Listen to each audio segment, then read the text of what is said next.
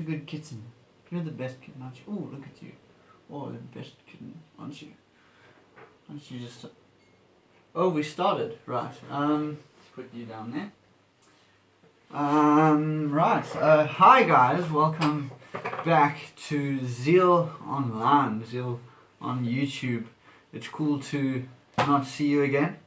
Let's get straight into it. I've been reading, now that I've actually got some time to read.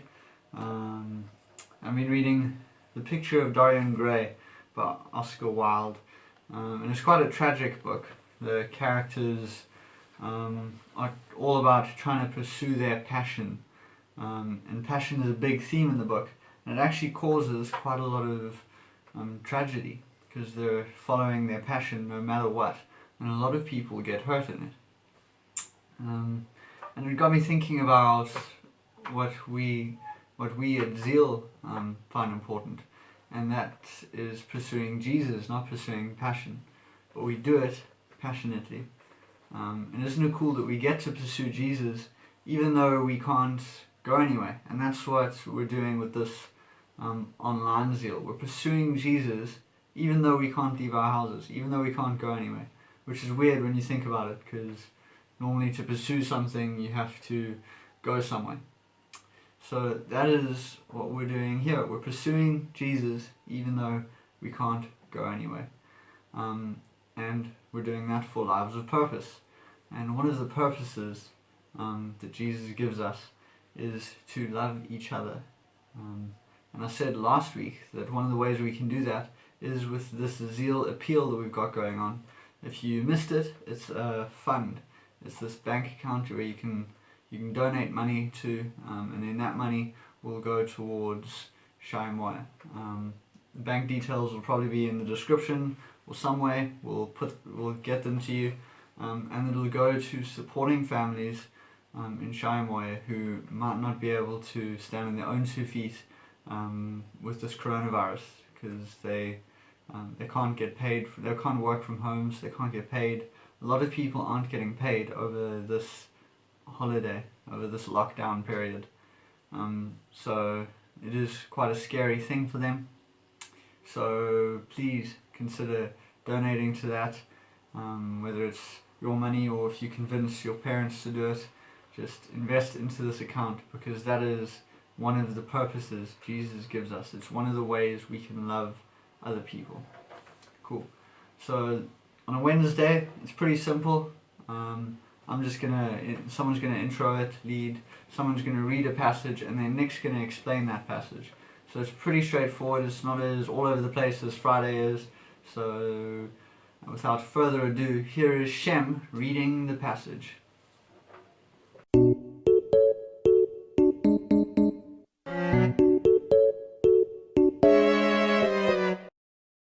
Hi guys, awesome to see you this Wednesday night. Thanks Connor for that great intro. Great to have you. You're going to get straight into it. And if you're joining us for the first time, this is our second talk in a series which we're calling Jesus and Faith in an Anxious World. The world is in all sorts of uproar at the moment because of the corona chaos. And so, we want to speak into that. I don't know about you guys, but the other day, I don't look at the news that much, but I was looking at the news, and it was crazy to see, how many people are dying in Spain and Italy in particular. More than 9,000 deaths in Italy. And so, as more people get the disease, you kind of think in the back of your heads, what happens if, I get sick, or what happens if one of my family members gets sick, and worse, what happens if I die? And so you start to have those little thoughts, and then you kind of push them away, and then it comes back. So I don't know if that's you, but that's me. And I think in some way we've all kind of thought like that. But let me ask you this question to get going today. Can you think of a time, and maybe you want to chat in the chat, can you think of a time when you have been really, really sick? Like really sick. What were the symptoms? How did you feel? When were you really, really sick? Okay. Now I want to tell you that the coronavirus is not our biggest problem at all. Okay? It's a terrible thing, but it's not our biggest problem. Our biggest problem is that we have this disease that is far worse than coronavirus. It's the number one cause of death on the planet. Actually, it's the only cause of death on the planet. The only cause of death on the planet. It's so powerful that it spreads into all our relationships and brings hurt and damage. It spreads throughout our own bodies, through our minds, through our emotions, through our physical reality as well as our spiritual reality. It just infects everything. And get this, it even spreads from this life as we know it into and beyond death into the next life. That's how hectic it is. And it wrecks our relationship with God. Okay? So sin is a catastrophic disease. Alright? That's what we call it as Christians, sin. That's what the Bible says it is. But nothing compares to it. Nothing comes close to it. No coronavirus, as hectic as it is, cancer, AIDS, and those are all terrible things. And I'm sorry if you've had to see some of that stuff or experience some of that stuff, but it doesn't compare to sin. So in this passage tonight, I'm quite excited because we're going to hear about the greatest doctor of all time. Yes, you guessed it, his name is Jesus, and he has the cure. He can heal us, but as his patients, as people, are we going to listen to him? How are we going to respond to him? So to get into it, we're going to read Mark 2, 13 to 17. So Mark 2, 13 to 17. I'm going to grab my Bible here off my desk, and I'm going to find it. See if you can get there before me. So it's in the New Testament, which is the second half of the Bible. For those who don't know, if you don't have your Bible, don't stress about it, then just try and listen really well. Okay, Mark 2, 13 to 17. Here we go. Once again, Jesus went out beside the lake. A large crowd came to him, and he began to teach them. As he walked along, he saw Levi, son of Alphaeus, sitting at the tax collector's booth. "Follow me," Jesus told him, and Levi got up and followed him. While Jesus was having dinner at Levi's house, many tax collectors and sinners were eating with him and his disciples, for there were many who followed him. When the teachers of the law who were Pharisees saw him eating with the sinners and tax collectors, they asked his disciples, "Why does he eat with tax collectors and sinners?" On hearing this, Jesus said to them, "It is not the healthy who need a doctor, but those who are ill. I have not come to call the righteous, but sinners." Cool. So let's get into it. All right. So like I said earlier, we want to learn from these two patients, or these two types of people. But you'll see in the story, only one of them is cured. Okay. So let's have a look. So the first one is Levi. Levi knows he's a sinner. I'm going to say it again. Levi gives us a great picture of someone who knows he's a sinner. So in the story, Jesus is down by the lake, he's kind of teaching on the fly, and he spots Levi in his tax collector's booth. And like it says there, he literally says to him, "Levi, follow me." And in an instant, without hesitation, Levi's up and he follows Jesus. Okay? Now it's kind of weird that Levi just does it so quickly, but I think it helps to know the background of a tax collector. So tax collectors in that time were probably the most hated people in the community. You know, so if we kind of think of our taxi drivers or our politicians, you know, especially our politicians, they're greedy and they take money for themselves, and you know, this is while millions of people are suffering. I really struggle with that. Well, tax collectors were similar. They were greedy, they were corrupt, and what they used to do is they worked for the Roman government, who the Jews hated, and they would take money from the Jews, and they were Jews themselves, and they would take more than they actually needed to. And so you can imagine, people viewed them as backstabbers, as betrayers, and they were just completely unpopular and hated by the Jewish community. So you can imagine, Jesus comes into the picture. There's Levi. He knows his life stinks. And Jesus is just someone who everyone loves. And they love him for all the right reasons. You know, he's been healing people, he's been performing miracles, he's been delivering amazing sermons. And so who wouldn't want to be a part of Jesus's life? And Levi sees this, and he sees new life, and he sees new opportunity, and he sees a fresh start. Of course he's going to take it. But you see, Levi was honest enough to also look at his own life and see that he was sick with sin. And he was desperate for help. He was desperate for a change. Okay, so let's think about this a bit. So let's think about the doctor's room. And you imagine, doctor's room, sick people waiting to be treated by the doctor. Now, Levi would be the kind of patient who would be in the doctor's room and he'd be coughing, he'd have a fever, and he'd have a headache, maybe a bit of sweating. But he's also the kind of patient who would see his own symptoms, and he would know that he's really sick, and he would know that he really needs help. He'd be desperately waiting in that room, waiting for the doctor to come out, because he believed that the doctor could help him. Okay, and a bit like in the story, Jesus says, "Follow me." The doctor would come into the waiting room and say, "Follow me, Levi." And Levi would go through to the doctor's room and be cured, receive his cure.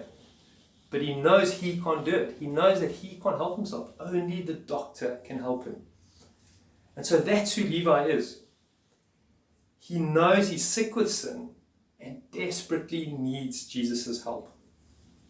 Okay, so let's look at the Pharisees. The Pharisees think that they are righteous. I'll say it one more time. The Pharisees think that they are righteous. So they're very different to Levi. Completely different picture. Unlike Levi, they think that they are good enough for God. They think they're good enough for God. Levi is so elated that he throws this massive party. He's got this new life, fresh start with Jesus. He just throws this big dinner party and he invites all sorts of people to come. But it's a strange party because the people that he invites are not your usual guest list. Okay, if you had to look at the guest list, Levi's dinner party, you'd see it would say sinner, tax collector, sinner, tax collector, sinner, tax collector. And so the party is riddled. Okay, you can picture them on the dance floor or eating. They're riddled with sinners and tax collectors. They're all the kinds of people that no one wants to be around and no one wants to know. No one bothers spending time with. I mean, just imagine for you guys, right? You teens, you love your parties, your discos, whatever you call them. But imagine your mom gave you like 5,000 Rand. You just finished matric and said, "Listen, I want you to go throw a party. But there's one condition. You can only invite people who you normally wouldn't invite." Think that's what this party was like. Okay. But now, the cool guys, the so-called cool guys rock up on the scene, the Pharisees, right? And the Pharisees arrive, and you can imagine the music stops. And everyone turns around and looks, and it's the Pharisees. Okay. Everyone else is eating, drinking, hanging out with each other, hanging out with Jesus. But did you notice in the passage what the Pharisees are doing? The Pharisees are kind of just standing a bit of a distance and watching.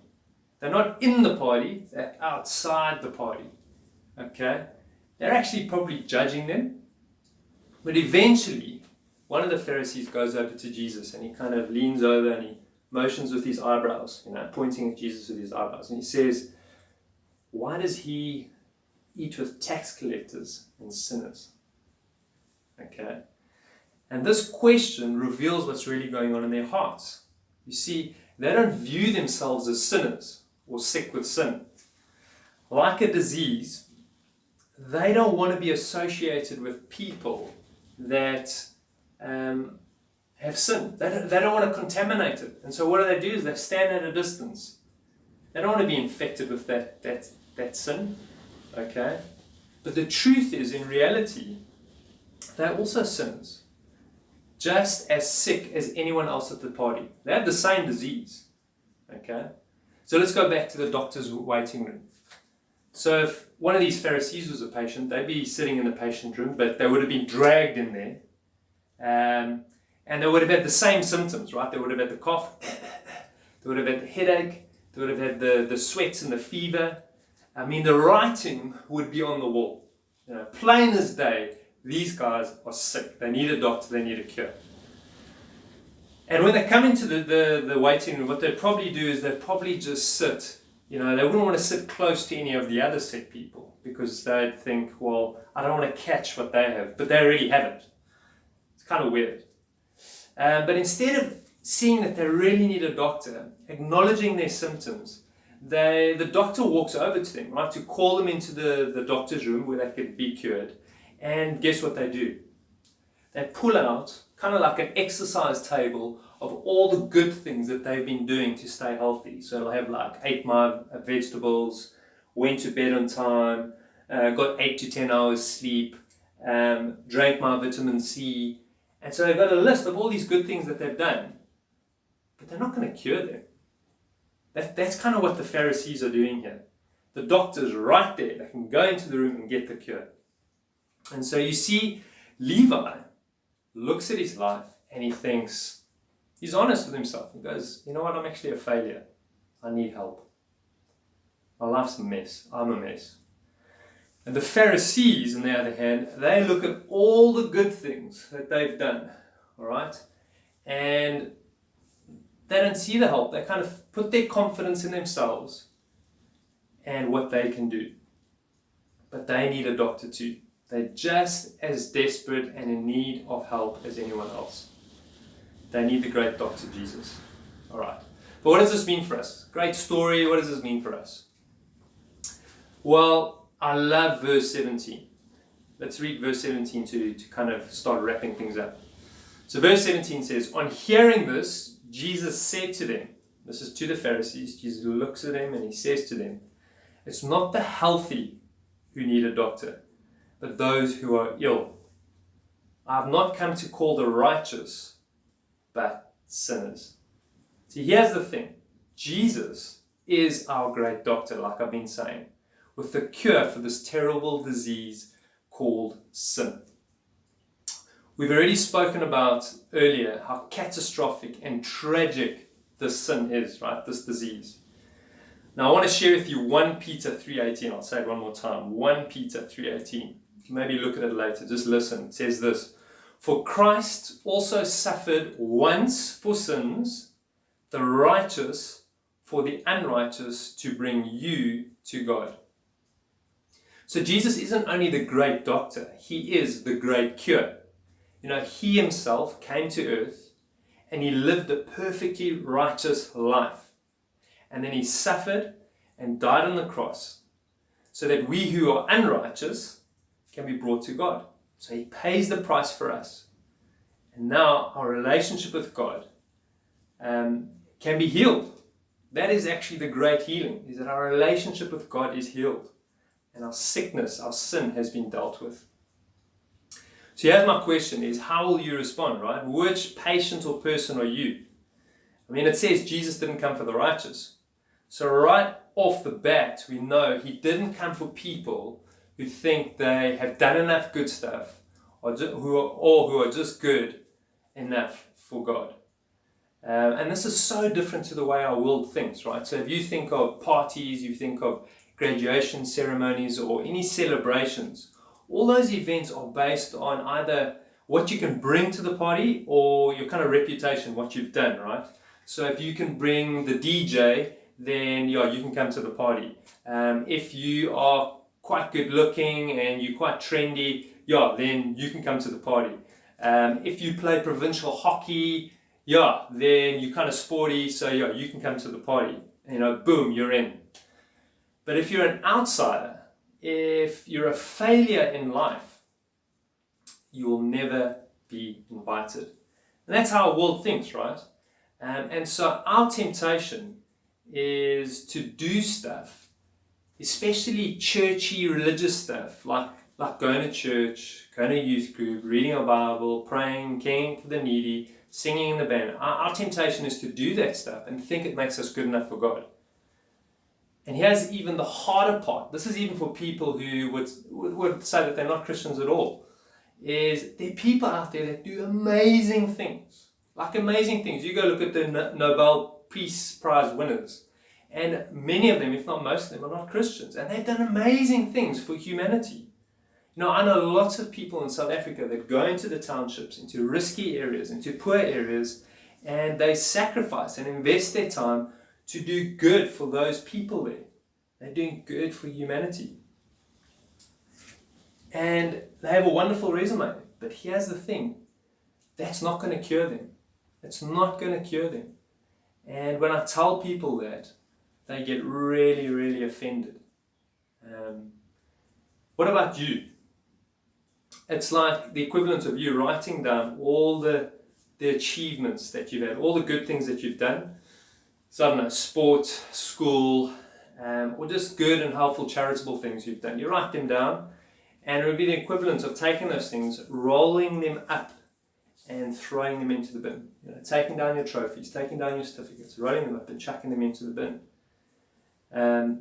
Jesus has not come for the righteous. He's not come for those who claim to be Christians and are basing their faith on the good things that they do. Won't cut it. That's not going to cure them. But it does say Jesus has come for the sinner. And I love that about Jesus, honestly. Levi throws this party, we've seen it already, and it's all the dregs of society. The people who he said no one would invite. The worthless, the lonely, the failures, the outsiders. And guys, this is actually a picture of what heaven is going to look like.